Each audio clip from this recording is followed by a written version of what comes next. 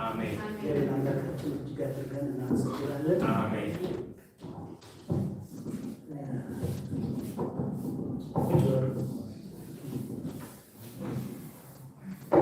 ክብር ለእግዚአብሔር። አሜን። ጌታ መልካም ነው። የጌታ መልካምነት ሸፍኖን የዚህ ጊዜ መድረስ ስለቻልን ክብር ሁሉ በእግዚአብሔር እንሰጣለን። አሜን። ባለፉት ሳምንታት በመሀል ስለተቋረጠ ይቅርታ ታደርጉልኛላችሁ። በተለያየ ምክንያት ነው። ኤፌሶንን እያየን ነበር እና እስከ ኤፌሶን 3 ድረስ ባለፉት ጊዜያት እዚህ አብረን እንድናጠና ሞክሬያለሁ። ዛሬ ደግሞ ኤፌሶን 4ን አብረን እናያለን እና አጭር ጸሎት እናደርግና ከዚያ በኋላ ወደ ቃሉ እንሄዳለን። ጌታ መልካም ነው። እግዚአብሔር አምላካችንና አባታችን ሆይ በዛ ምሕረት ለዚህ ጊዜ መድረስ ስለቻልን እናመሰግንሃለን። ጌታ ሆይ አንተ መልካም ነህ። መልካምነትና በጎነት በእኛ ላይ ሁሌም እየተገለጠ በፍጹም ጤንነትና ሰላም በኃይልህም እንድንኖር ስለረዳህን እናመሰግንሃለን። ሰላም አለቃይም ከጌታ አንተ ከእኛ ጋር ከመሆንህ የተነሳ አስቸጋሪ ሁኔታዎችንና ተግዳሮቶችን እንኳን ያለመናወጥ ማለፍ እንድንችል ስለረዳህን ተመስገን። እግዚአብሔር የዘላለም አምላክ ያንተን አዳኝነት በፍጹም ልባችን አመን። እግዚአብሔር የዘላለም አምላክ በአስቸጋሪ ሁኔታዎች ውስጥ ሁሉ ጸንተን መቆም ስለቻልን ተመስገን። እግዚአብሔር አምላካችን አሁን ደግሞ ከቃልህ ጌታ መንፈስ ቅዱስ ታስተምረን ዘንድ እንለምንሃለን። በኢየሱስ ክርስቶስ ጌታችን ስም አሜን። ኤፌሶን 4 ቁጥር 1 ላይ እንደዚህ ይላል፣ እንግዲህ በጌታ እስረኛ ይሆን እኔ ለተቀበላችሁ ጥሪ የሚገባ ኑሮ ትኖሩ ዘንድ እለምናችኋለሁ። ፍጹም ትሑትና ገሮች ሁኑ፣ እርስ በእርሳችሁ በፍቅር እየተቻቻላችሁ ትዕግስተኛ ሆኑ፣ በሰላምና ሰላም መንፈስና አንድነት ለመጠበቅ ትጉ ይላል ጳውሎስ ለኤፌሶን ክርስቲያኖች ሲጽፍላቸው። ሮሜ 12 ላይ ልክ እዚህ ከላይ ያየነውን ሀሳብ የሚመስል ኤፌሶን 4 ላይ ያለውን የሚመስል ሀሳብ እንደዚህ ለአማኞች ሐዋርያው ጳውሎስ ያስተላልፍላቸው እናያለን። 12 እንደዚህ ያለ ነው፣ እንግዲህ ወንድሞች ሆይ ሰውነታችሁን ቅዱስና እግዚአብሔርን ደስ የሚያሰኝ ሕያው መስዋዕት አድርጋችሁ ታቀርቡ ዘንድ በእግዚአብሔር ርኅራኄ እለምናችኋለሁ። ይህም እንደ ባለ አእምሮ የምታቀርቡት አምልኳችሁ ነው የሚለው እና ጥሪያችሁን የሚመጥን ኑሮ ትኖሩ ዘንድ አሳስባችኋለሁ ነው የሚለው። እግዚአብሔር በከበረ ፖዚሽን ላይ ሊያስቀምጠን እንደጠራን በዚያ ልክ መመላለስ እንዲሆንልን ሐዋርያው ጳውሎስ እዚህ ላይ የሚያሳስበን። ኤፌሶን 4:2 ላይ ከላይ ያነበብነው ክፍል ላይ ቁልፍ የሆኑ 4 ቃላት አሉ። ትህትና፣ የዋህነት፣ ትዕግስትና ፍቅር። እነዚህ በጣም ኢምፖርታንት የሆኑ ጉዳዮች የክርስቲያኖችን አንድነት ለመጠበቅና አብሮ ለእግዚአብሔር ስራ ለማሰለፍ እጅግ ቁልፍና አብይ ጉዳዮች ናቸው። የአዲስ ኪዳን ክርስቲያኖች በሚያምኑና በማያምኑ መካከል ያለ ቅድመ ሁኔታ ልዩነት ሳያደርጉ መመላለስ ይችሉ ዘንድ እነዚህ ጉዳዮች ላይፍ ስታይላችን ሊሆኑ ያስፈልጋል። ትህትና፣ የዋህነት፣ ትዕግስትና ፍቅር ሁሌ ልንላበስ ያስፈልጋል ማለት ነው። ክብር ለእግዚአብሔር። የመጀመሪያ ቁልፍ ጉዳይ የሆነው እንግዲህ ትህትና ከጌታችን ከኢየሱስ ክርስቶስ ሕይወት በቀላሉ መማር እንችላለን። ጌታ ለአባቱ ለሰጠው አሳይመንት ያለ ምንም ማመንታት የእግዚአብሔርን ሀሳብ የአባቱን የእግዚአብሔርን ሀሳብ ለመፈጸም እስከ መስቀል ሞት ድረስ እንደሄደ እናያለን። እኛም እንግዲህ ዕለት ዕለት መስቀሉን ተሸክመን ጌታን ማገልገል እንድንችል በትህትና መከተል እንድንችል ጌታ የዚህ አይነቱ ትህትና እጅግ አስፈላጊያችን ነው፣ እጅግም ይረዳናል ማለት ነው። ስለ ጌታ ትህትና ኢሳይያስ በምዕራፍ 53 ቁጥር 3 ላይ ሲናገር ምን ይላል? ተጨነቀ፣ ተሰቃየ፣ አፉንም አልከፈተም፣ ለመታረድ እንደሚነዳ ጠቦት በሸላቾች ፊት ዝም እንደሚል እንዲሁ አፉን አልከፈተም እያለ የጌታን ትህትና ነው በትንቢት እንግዲህ 700 ዓመታት በፊት በትንቢት ያየውን የሚነግረን እና በዚህ ልክ ትሑታን መሆን ባንችል እንኳን መቼም ለእግዚአብሔር ቃል ታዛዥ እና ትሑታን ልንሆን የግድ ራሳችንን ለዚህ ትሬን ልናደርግ በቃሉ እውቀት ራሳችንን እየመገብ ልናበረታ ያስፈልጋል ማለት ነው። ሌላው ትህትና ደግሞ እግዚአብሔር ባስቀመጠን ፖዚሽን ላይ መገኘት መቻል ነው። ፊልጵስዩስ 3:9 ላይ ስለ ጌታ ምን ይላል? በዚህ ምክንያት ደግሞ እግዚአብሔር ያለ ልክ ከፍ ከፍ አደረገው፣ ከስም ሁሉ በላይ ያለውን ስም ሰጠው። ይህም በሰማይና በምድር ከምድርም በታች ያሉት ሁሉ በኢየሱስ ስም ይንበረከኩ ዘንድ ነው። መጀመሪያ በተዋረደበት ፖዚሽን ላይ ጌታ ኢየሱስ ክርስቶስ እግዚአብሔር ታዛዥነቱን አሳየ። እንደገና ደግሞ በከበረው ቦታ ላይ እግዚአብሔር ባስቀመጠው ፖዚሽን ላይ ተቀምጧል ማለት ነው። ክብር ለስሙ ይሁን። ከዚህ ክፍል ቀጥላል። በኢየሱስ ይንበረከኩ ዘንድ ራስን ሁሉ በእግዚአብሔር አብ ክብር ኢየሱስ ጌታ እንደሆነ ይመሰክር ዘንድ ነው ይላልና እኛም ልጆች ናችሁ ስንባል የልጅነትን ፖዚሽን ይዘን ልንንቀሳቀስ ያስፈልጋል ማለት ነው። ስልጣን ነው ልጅነት፣ የልጅነት ስልጣን ተሰጥቶናል። በዚያ ልክ ልንመላለስ ያስፈልጋል ማለት ነው እንጂ ሁልጊዜ ራሳችንን እንደ ባሪያ ኮንሲደር እንድናደርግ ይሄ ትህትና አይደለም። ሁልጊዜ እንደ እግዚአብሔር ቃል እግዚአብሔር ተቀመጡ ባለን ፖዚሽን ላይ መቀመጥና ጌታን ማገልገል ይገባናል። ክብር ለኢየሱስ ይሁን። ተገቢ ስፍራና ቦታ መያዝ፣ በተሰጠ መስመር ላይ ብቻ መመላለስ፣ እኛ በሰማያዊ ስፍራ ደግሞ በአብ ከጌታ ኢየሱስ ክርስቶስ ጋር እንደተቀመጥን አውቀን በዚያ ልክ መመላለስ ይሄ ትህትና ነው። እንደ ቃሉ መመላለስ ትህትና ነው እንጂ ራሳችንን ይሄ በቃኛል ብለን ዝቅ አድርገን እንድናይ ይሄ በእግዚአብሔር ዘንድ ትሑታን መሆን አይደለም። እንደ ቃሉ እንድንመላለስ ነው እግዚአብሔር ቃል የሚያዘን። ስለ ክርስቶስ መነቀፍና መከራ መቀበል ደግሞ የተገባን እንደሆነ አውቀን እንደዚህ አይነት ተግዳሮትና አስቸጋሪ ሁኔታዎች በሚገጥሙ ጊዜ ሁሉ ይህም በታላቅ ደስታ እንደ ክብር ልንቆጥረው ይገባል። ይህም ደግሞ ትህትና ነው። ክብር ለኢየሱስ ይሁን። በእግዚአብሔር ቃል ትሑት የሆነ አገልጋይ ክብሬን የሚለውን ነገር ሁሉ ግፍ አድርጎ የእግዚአብሔር ክብር በእሱ ላይ እንዲታይ ብቻ መፍቀድ መቻል አለበት። አሁን አንዳንድ አገልጋዮች እዚህ ሀገር ውስጥ እነሱን የሚሄድ ክርስቲያን ለማድረግ እያለ እንጂ ስለሚያስፈራኝ ነው እና ጌታ ራሱ የመጣ እስኪመስል ድረስ አሁን ለአገልግሎት የሆነ ቦታ በሚሄዱበት ጊዜ በብዙ መኪና በብዙ ሞተር ታጅበው በእልልታና በቦታ ሰው የሚቀበላቸው አገልጋይ የሚገባው ክብር አለ፣ ለጌታ ደግሞ የሚገባ ክብር አለ። በዚያ ሁኔታ ሰው ኮንፊውዝድ ሆኖ አገልጋዩን ማምለክ ወደሚመኝበት ሌቭል ያለ አድናቆትና ሁካታ እግዚአብሔርን የሚያሳዝን ነው የሚመስለኝ። ስለዚህ አገልጋይ ሁል ጊዜ ትሁት ሊሆን ይገባል።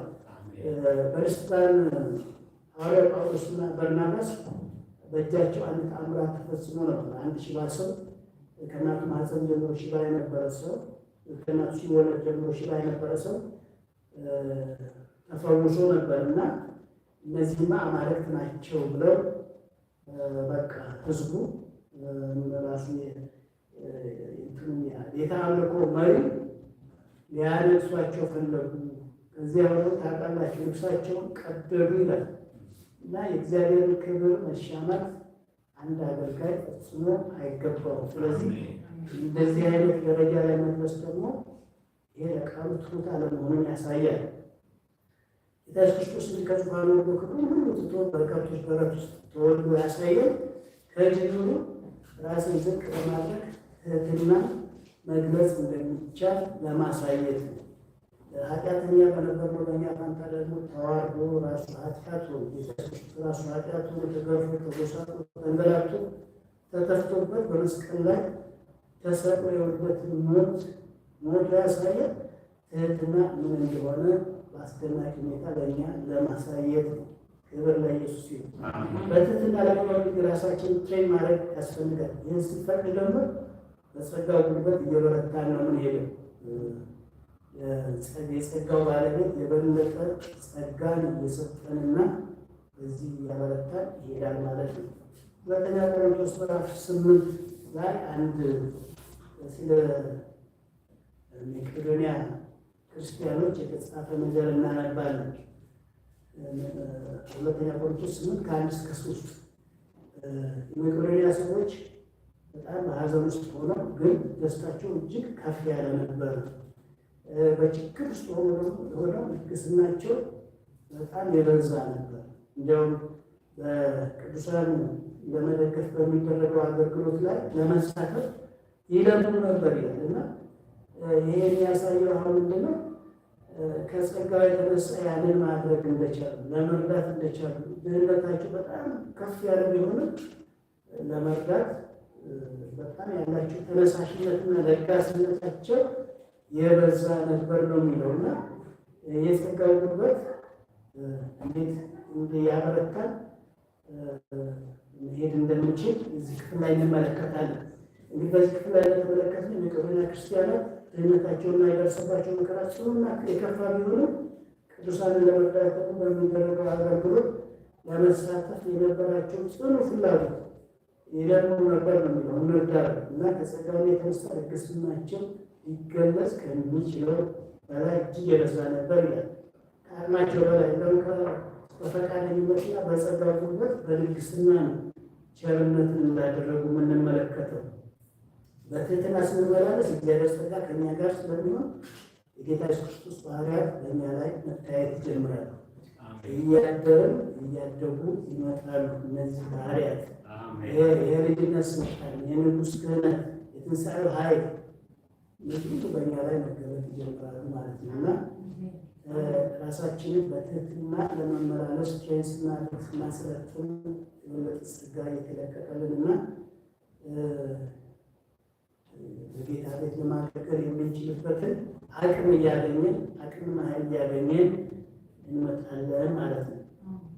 አንድ አገልጋይ በትህትና ይመላለሳል። ትሑቱን ይመላለሳል ማለት ደግሞ ዝም ብሎ በዘፈቀደ በገራገርነት እንደው ብልሃት በሌለው ሁኔታ ይወጣል ይገባል ማለት አይደለም። ምክንያቱም እግዚአብሔር ቃል እንደሚነግረን እንደ እባብ ብልህ እንደ ርግብ ደግሞ የዋህ ሁን የሚለውና በጥበብ እንመላለስ ደግሞ ያስፈልጋል ማለት ነው። ክብር ለኢየሱስ ይሁን።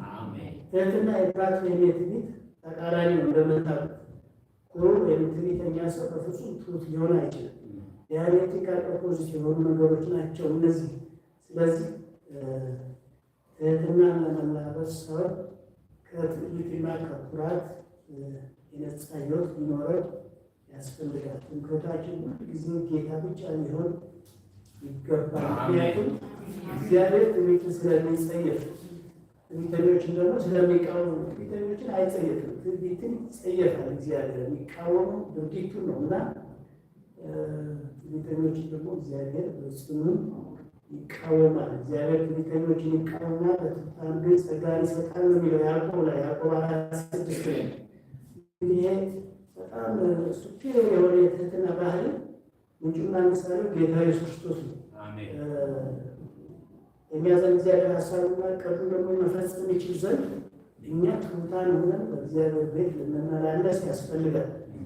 ይሄ በሰዎች በሚያምኑና በማያምኑ ሰዎች ፊት ሕይወታችን ክርስትናን የሚሰብክ እግዚአብሔርን ቃል የኖርነው እንደሆነ የሚያሳይ ትሑታን ልንሆን ያስፈልጋል።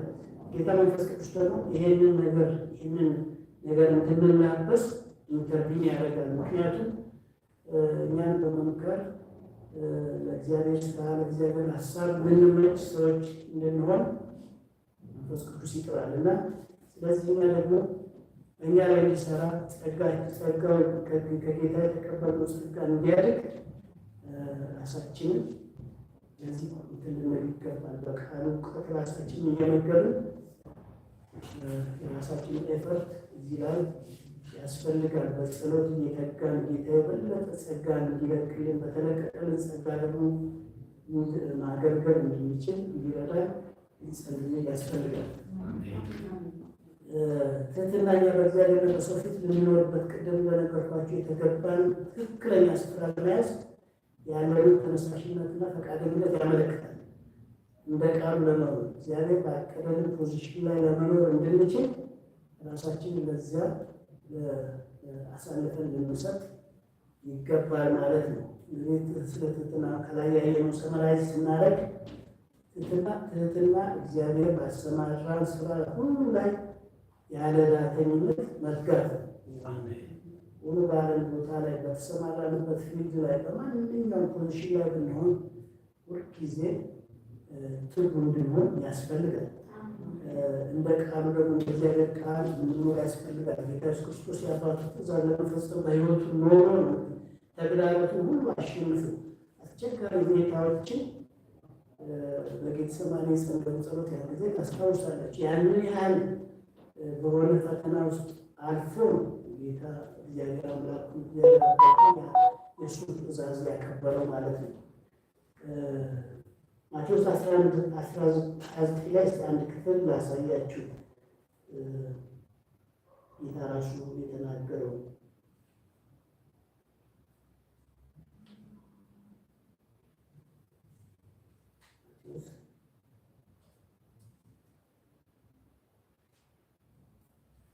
ማቴዎስ 11:29 ላይ ቀንበሬን ተሸከሙ ከእኔም ተማሩ እኔ በልቤ የዋህና ትሑት ነኝና ለነፍሳችሁ ዕረፍት ታገኛላችሁ፣ ቀንበሬ ለዘብ ሸክሜም ቀላል ነውና ነው የሚለው።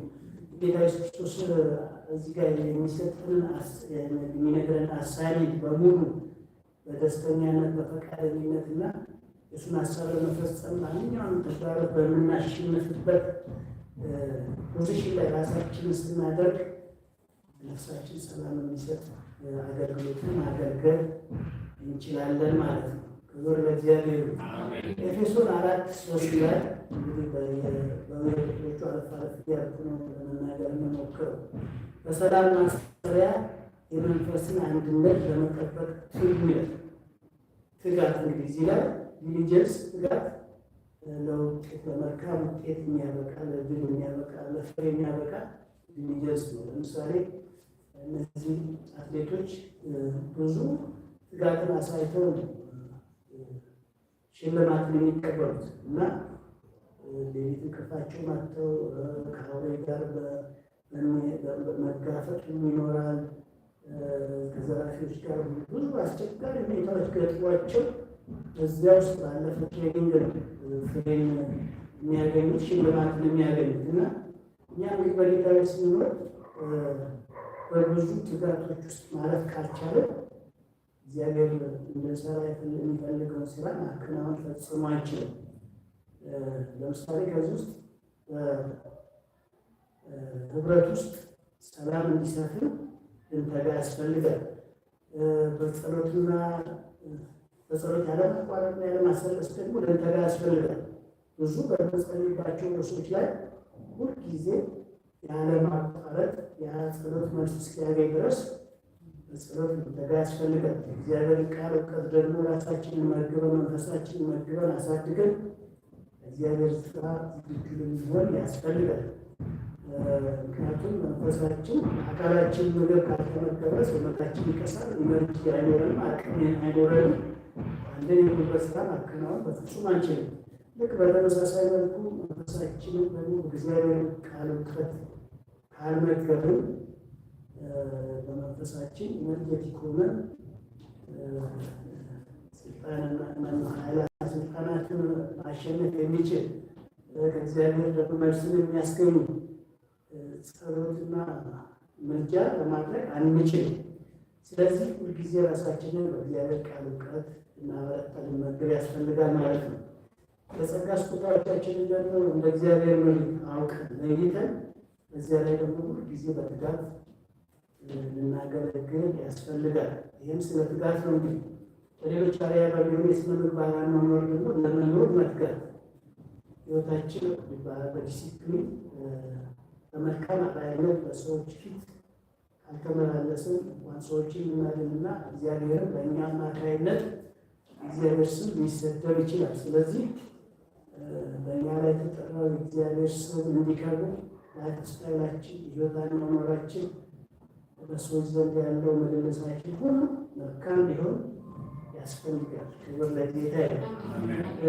የጌታ ፊት በሚገልጥ አኗኗር ለመገለጥ መትጋት ያልኳችሁ ይሄ ነው። ይህ ከላይ የዘረዘረው ትጋት በተግባር ስትገለጥ በአማኞች መካከል ፍጹም የሆነ የመንፈስ አንድነት ይፈጠራል።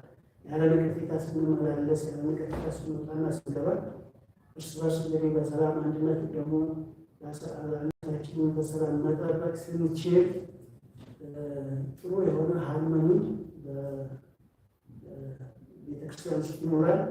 ያ ደግሞ በእግዚአብሔር ሀሳብ ምቹ ይሆናል። መንፈስ ቅዱስ ደግሞ ያቀደውን እንዲያከናውን እድል ይሰጣል ማለት ነው። ሰላም የክርስቶስ የአካል ብልቶች የትኛውን ልዩነት ናቹራል ያለን ልዩነት በተፈጥሮ ያለን ማንኛውም ባህሪ አጥርቦ ወደ አንድነት ያመጣል ሰላም። ስለዚህ የሰላም ማሰሪያ ትልቅ ውበት ያለው ነው ማለት ነው። ወደ ኢየሱስ ኤፌሶን 4:7 ላይ ደግሞ እንደዚህ ነው፣ ነገር ግን ክርስቶስ በወሰነው መጠን ለእያንዳንዳችን ጸጋ ተሰጥቶናል። ጸጋ በእግዚአብሔር ፈቃድ ለእኛ የሚለቀቅ እንጂ ለእኛ ትጋት ወይም እኛ በምናደርገው ጥረት የሚሆን ጉዳይ አለ። እግዚአብሔር የጸጋው ባለቤት የሆነው እግዚአብሔር በፈቀደው መጠን የሚለቀቅልን ጸጋ እንድንገለጥ እግዚአብሔር ለእኛ ፕሮቫይድ የሚያደርገን ነው። እግዚአብሔር ወዶና ፈቅዶ የሰጠንን ጸጋ ደግሞ መጠበቅና መንከባከብ እንደሚያግዘን መፍቀድ ደግሞ የየራሳችን ድርሻና ኃላፊነት መሆኑን መገንዘብ አለብን። አሁን በአንዳንድ አገልግሎት ውስጥ የምናየው የጸጋው ባለቤት እግዚአብሔር መሆኑ ተረስቶ ቅድም እንዳልኳችሁ አገልጋዮችን ወርሺፕ ወደ ማድረግ ሌቭል እስኪመጣ ድረስ ብዙ የተለየ አክብሮትና ጋጋታ ይኖራል። እንደዚህ እንድንሆን ደግሞ እግዚአብሔር አይፈቅድም። እግዚአብሔርንም ያሳዝናል። ምክንያቱም የጸጋው ባለቤት እግዚአብሔር ስለሆነ በጸጋው አገልጋዮች ትምክህት ውስጥ እንዲገቡ ሀሳብ ሊሆን አይችልም። መንፈሳዊ ሕይወታችን ደግሞ ከሕፃንነት ወደ ሙሉ ሰውነት እንደሚያድግ የተሰጠን ጸጋ ነው። ግራጁዋሊ እኛ ባለን መሰጠት ልክ ለእግዚአብሔር ሀሳብ በተመቸንበት ልክ እግዚአብሔር እንደወደደ ደግሞ እንዲያድግ ይፈቅዳል። ስለዚህ ጸጋውን የሰጠው ጌታ ፕሮፐርሊ ያንን አንድን ማድረግ እስካልቻልን ድረስ ጸጋውን ሊወሰድ የማይችልበት ምክንያት የለምና ሁልጊዜ እግዚአብሔርን በመፍራትና በማክበር እንድንመላለስ ይህ እግዚአብሔር ቃል የሚነግረን ነው።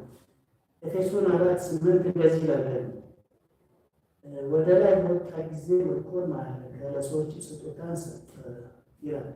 ቁጥር 4:11 ላይ ደግሞ ዝቅ ይልና አንዳንዶች ሐዋርያት፣ አንዳንዶቹ ነቢያት፣ አንዳንዶቹ ወንጌል ሰባኪዎች፣ ሌሎች ደግሞ እረኞችና አስተማሪዎች ይሆኑ ዘንድ የሰጠ እርሱ ነው ይላል።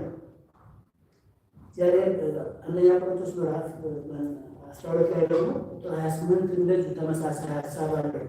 እግዚአብሔር በቤተ ክርስቲያን ውስጥ አንደኛ ሐዋርያትን፣ ሁለተኛ ነቢያትን፣ ሶስተኛ መምህራንን፣ ቀጥሎም ተአምራት አድራጊዎችን፣ የመፈወስ ስጦታዎች ያላቸው፣ ሌሎችን የመርዳት ስጦታ ያላቸው፣ የማስተዳደር ስጦታ ያላቸውና በልዩ ልዩ ልሳን የመናገር ስጦታ ያላቸውን ሰዎች መድቧል ይላል። እነዚህም ኦፊሶች፣ አምስቱ ኦፊሶች እግዚአብሔር ለቤተ ክርስቲያን አገልግሎት ሰጥቷል።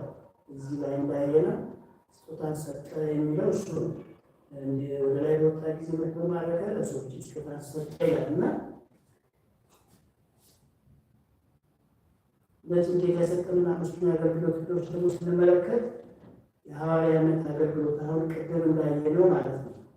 የሐዋርያነት አገልግሎት ወንጌል ባልደረሰባቸው አካባቢዎች ወንጌል እንዲዳረስ በማድረግ ነፍሳትን እግዚአብሔር መንግስት በመማረክ እንዲድኑና ደግሞ ቃሉን እየመገባቸው እንዲያድጉ በማድረግ ቤተክርስቲያን እንድትመሰረት ነው። ሐዋርያዊ አገልግሎት ይህንን ነው የሚያደርገው።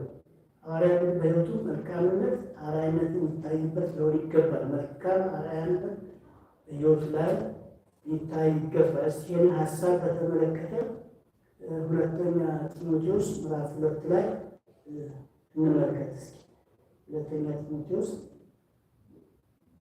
ምዕራፍ 2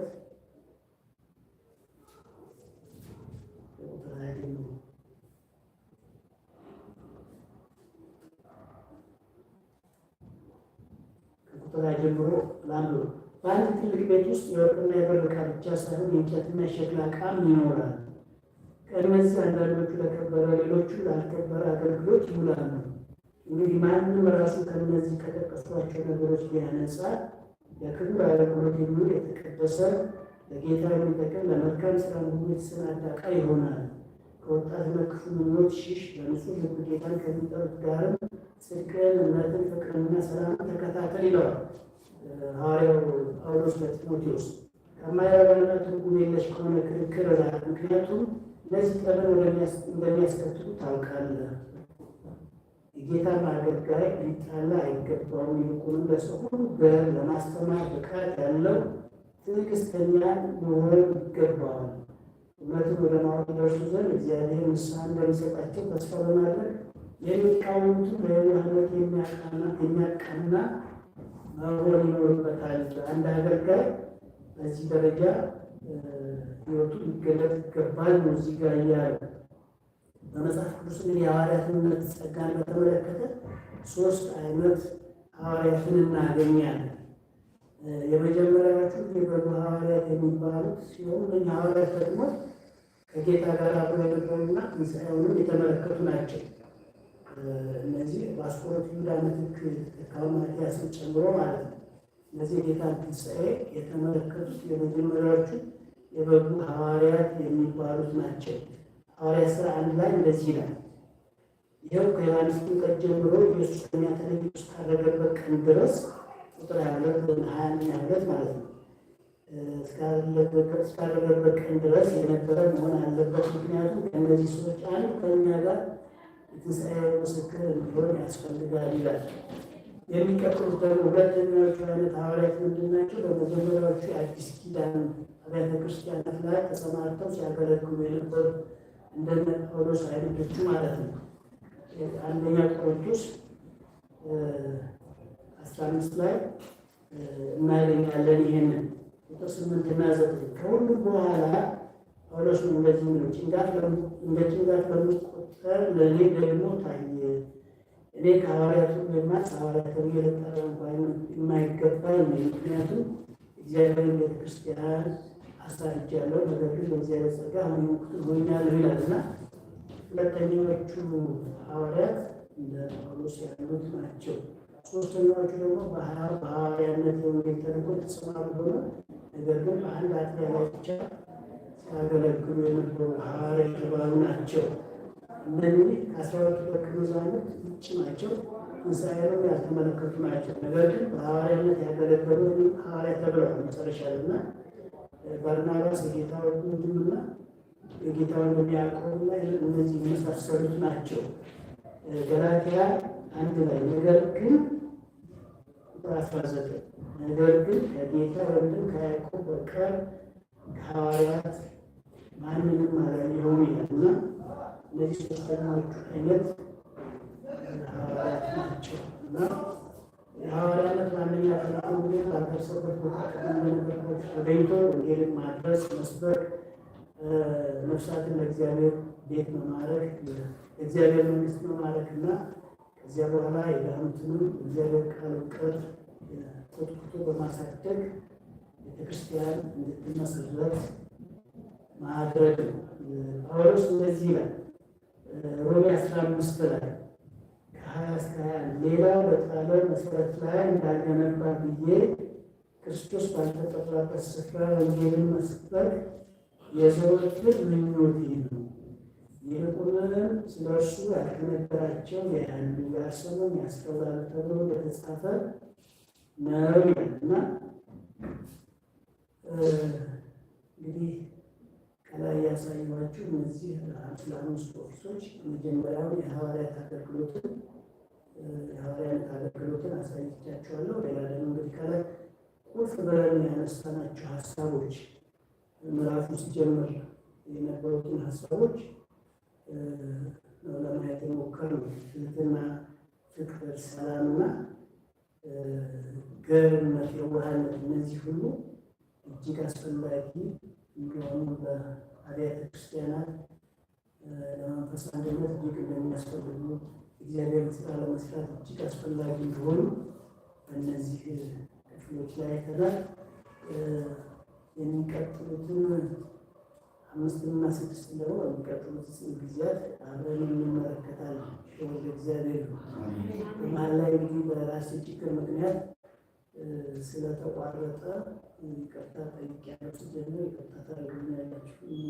እንዲህ በዘፈቀደ ለማድረግ ፈልጌ ሳይሆን አንዳንድ ከቤተሰብ ጋር ባለፈው ሳስተማክረው የተፈጠሩ ችግሮች ስለነበሩ ያን ኢንተረፕሽን ይፈጠራል። ለእግዚአብሔር ሰማነውን ቃል በልቦናችን እግዚአብሔር ሊያሳድርልን ጸልየን እንጨርሳለን።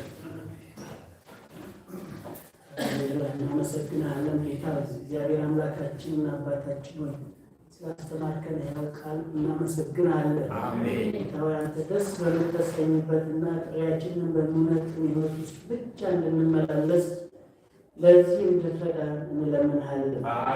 ጌታ እግዚአብሔር አምላክ ሆይ ለቃለ ፍጹም እሺ ባይና ትሑታን ገሮችና እርስ በርስ በፍቅር ተቻችለንና ተሸካክመን የምንኖር ፍጹም ትዕግስተኞች እንድንሆንና ትዕግስትን በእኛ ላይ ስራውን ይፈጽም ዘንድ እንድትረዳን እንለምንሃለን። ዝቅ ለማለት ትሑታን ሆነን እጅግ የላቀውና ከአንተ ዘንድ የሆነውን ከፍታ መውረስ እንዲሆንልን እንድትረዳን እንለምንሃለን።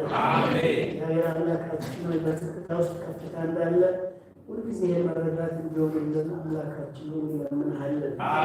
ጌታ ኢየሱስ ክርስቶስን በተማርነው የእውነት ቃል ራሳችንን ቃኝተን ዕለት ዕለት መመላለስ እንድንችል አንተ ደስ በምትሰኝበትና በምትከብርበት የሕይወት ደረጃ መመላለስ እንድንችል እንድትረዳን እንለምንሃለን።